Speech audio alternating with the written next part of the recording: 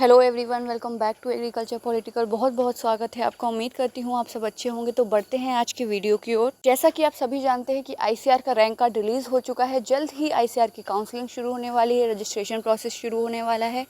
बच्चों के जो सबसे ज़्यादा क्वेश्चंस आ रहे हैं कि कौन से कॉलेजेस अच्छे हैं, किस में आईसीआर की कौन कौन सी सीट्स हैं, मेरा सब्जेक्ट में कौन सी सीट है। तो हम आज एक सीरीज़ शुरू करने वाले हैं जिसमें हम बात करेंगे कि किस सब्जेक्ट में कितनी सीटें हैं आईसीआर की और कौन कौन से कॉलेजेस हैं तहाँ उनके सब्जेक्ट में सीट्स हैं और वो एडमिशन ले सकते हैं अपनी ज़रूरत के अकॉर्डिंग।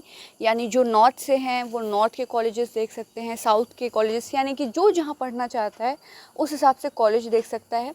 तो आज जिस सब्जेक्ट की बात करेंगे हम वो करेंगे एग्रोनॉमी की बात, जिसके जितने भी नंबर ऑफ़ सीट हैं यानी कि सीट मैट्रिक्स पे हम डिस्कस करेंगे।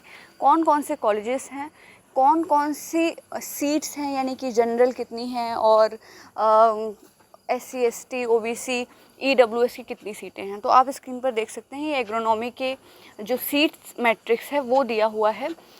आप स्क्रीन पर देख सकते हैं आनंद एग्रीकल्चर यूनिवर्सिटी जो है उसमें 2 सीटें हैं।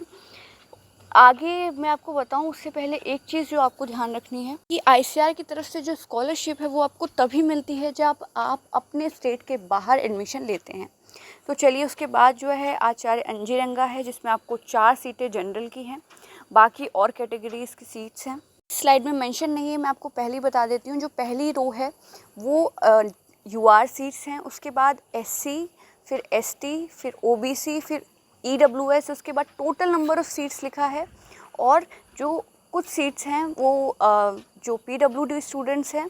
और उसके बाद जो लास्ट सेक्शन है वो अंडर प्रिविलेज्ड स्टेट का सेक्शन है। तो आप इस हिसाब से चेक करते रहिएगा कि कौन सा है। UR, SC ST OBC EWS, total PWD and UPS। तो आप स्क्रीन पर देख सकते हैं। आप वीडियो पॉज करके भी जो भी आपको लगता है कि आपकी पसंद की यूनिवर्सिटी है वहाँ आप देख सकते हैं। जूनागढ़ एग्रीकल्चर यूनिवर्सिटी हो गई, केरला एग्रीकल्चर यूनिवर्सिटी, यहाँ भी UR की 3 और 5 सीटें हैं। महाराणा प्रताप जो उदयपुर में है। तो जो आप चॉइस करेंगे यूनिवर्सिटी का, ये पूरी तरीके से डिपेंड करता है आप पर कि आपकी प्रेफरेंस क्या क्या है। कई बच्चे ऐसा देखते हैं कि मुझे मेरे जोन में मिल जाए। जोन इन द सेंस कि अगर बच्चा नॉर्थ का है तो सोचता है कि नॉर्थ एरिया में यानी कि हिंदी बेल्ट में उनको मिल जाए, या साउथ का है तो वो प्रयास करता है कि साउथ रीजन में मिल जाए। कई लोग को कोई भी प्रॉब्लम नहीं है, वो कहीं भी सीट लेने में कोई प्रॉब्लम नहीं है, वो सिर्फ अच्छा कॉलेज चाहते हैं। और आपका डिपार्टमेंट किस तरीके का है, एग्रोनॉमी डिपार्टमेंट की रैंकिंग क्या है, इसके लिए भी जल्द ही डिस्कस करेंगे जब रजिस्ट्रेशन और काउंसलिंग प्रोसेस स्टार्ट होगी। तो इन सारी चीज़ों को देखने के बाद ही चॉइस फिलिंग करिए। बहुत इम्पॉर्टेंट हो जाता है कि आप इस चीज़ का ध्यान रखें कि कौन कौन से कॉलेजेस आपके आईसीआर के थ्रू आपके सब्जेक्ट में सीट ऑफ़र कर रहे हैं। क्योंकि काउंसलिंग के वक्त कई बार हमें पता नहीं होता कौन सा कॉलेज कैसा है, और चॉइस फिलिंग अच्छी ना करने की वजह से, मैं बार बार ये बात कह रही हूँ, बहुत से स्टूडेंट मैंने ऐसे देखे हैं अच्छे मार्क्स होने के बावजूद चॉइस फिलिंग ढंग से ना करने की वजह से उन्हें सीट नहीं मिलती है। एक बार मैं और बता देती हूँ कि अगर आप आईसीआर के द्वारा स्कॉलरशिप चाहिए, यानी कि जो स्कॉलरशिप आईसीआर देता है, एक जेआरएफ देता है 12,000 समथिंग, और नॉन जेआरएफ पीजी के लिए 5,000 रुपये देता है। वो आपको तब देता है जब आप अपने स्टेट के अलावा दूसरे स्टेट में एडमिशन लेते हैं। ऐसे बच्चे जो अपने स्टेट के अलावा दूसरे स्टेट में नहीं जाना चाहते क्योंकि उन्हें अपने स्टेट में अच्छा कॉलेज मिल रहा है, तो उन्हें आईसीआर की तरफ से किसी भी तरीके की कोई भी स्कॉलरशिप नहीं दी जाती है। उस केस में आप अपने स्टेट से मिलने वाली स्कॉलरशिप के लिए अप्लाई कर सकते हैं, लेकिन आईसीआर की तरफ से आपको कोई स्कॉलरशिप नहीं मिलेगी। स्क्रीन पर आप देख सकते हैं शेर कश्मीर, 3 सीटें हैं UR की। UAS कर्नाटका जो बेंगलोर में है उसमें 4 सीटें हैं। चौधरी चरण सिंह हिसार में UR कैटेगरी में 3 सीटें हैं। तमिलनाडु एग्रीकल्चर यूनिवर्सिटी में 7 सीटें हैं, टोटल 9 हैं। और CSK ये जो पालमपुर में है इसमें भी 3 सीटें हैं आपकी। SC ST की 1-1 सीटें हैं, टोटल 5 सीटें आपको देखने को मिल रही हैं।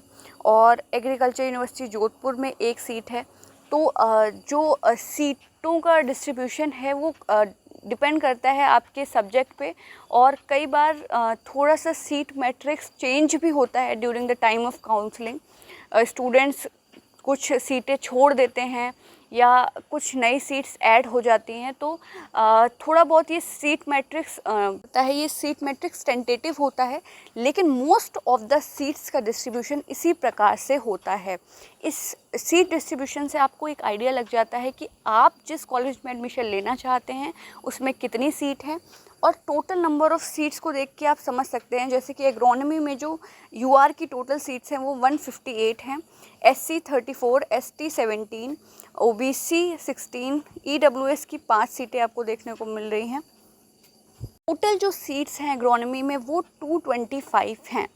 अब इससे एक चीज़ और समझी जा सकती है कि 225 seats all over India agronomy subject में है, तो आपकी कितनी रैंक हो कि आपको एडमिशन मिल जाए। हालांकि ऐसा नहीं है कि सारे बच्चे जिनकी 225 रैंक तक है उन्हीं को सिर्फ सीट मिलेगी, क्योंकि कई बच्चे एडमिशन नहीं लेते, किसी को उनकी दूसरी यूनिवर्सिटी पसंद की मिल जाती है, जैसे कि बीएचयू मिल गया किसी को, या जीबी पंत स्टेट यूनिवर्सिटीज़ में कई लोग एडमिशन ले लेते हैं, तो उन्हें स्टेट एडमिशन के थ्रू उनको अपनी पसंदीदा यूनिवर्सिटी मिल जाती है मोस्ट ऑफ द साउथ में, तो बच्चे नहीं लेते। लेकिन आप अगर इंटू 4x मान के चले, यानी अगर 1000 तक आपकी रैंकिंग आ रही है तो आप रजिस्ट्रेशन अवश्य करवाएं, क्योंकि बहुत बच्चों के प्रश्न आ रहे थे एग्रोनॉमी के लिए कि कितनी रैंक तक हम रजिस्ट्रेशन कराएं, क्या मिल सकता है कि नहीं।